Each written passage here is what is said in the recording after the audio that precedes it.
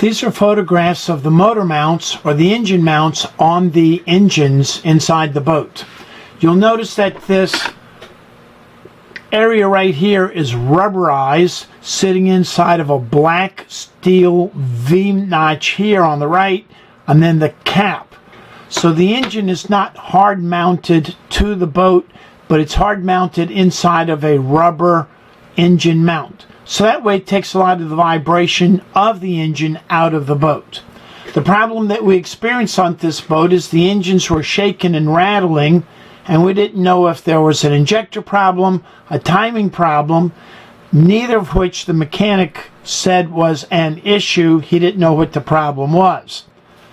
When we got to the boatyard in St. Augustine, before we hauled the boat, we wanted the mechanic to come out to the boat in case he wanted to test drive the boat.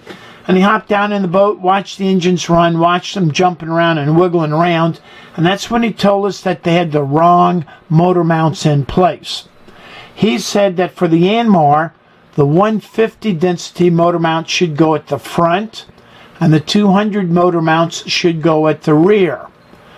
Basically, that makes sense. The rear of the engine will have the heavier transmission and all of the torque of the transmission going to the propeller shafts, forward, neutral, reverse, neutral, and forward.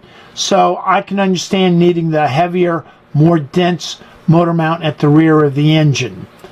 So looking at this is the 150 density, and I'll go back to the 200 density. And the problems that we have here, you may have noticed in an earlier video that the buyer of the boat said that the mechanic replaced one rear motor mount and one forward on opposite corners or opposing corners. So in my experiences in the marine world, you don't replace one motor mount or two. You replace all four at the same time so they have the same life expectancy and the same health. So by them changing one rear and an opposite forward, I think that you've got two new limber motor mounts and two old and stiff motor mounts, and that may have caused a lot of the vibrations.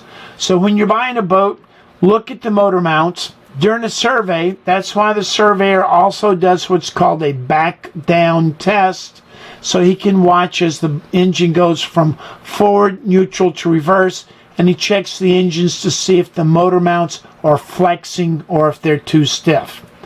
In this case, it obviously passed, but the marine surveyor made a note of it, but nobody knew what the problem was until we got a different engine surveyor, a Yanmar specialist, to tell us that the problem was probably with the motor mounts.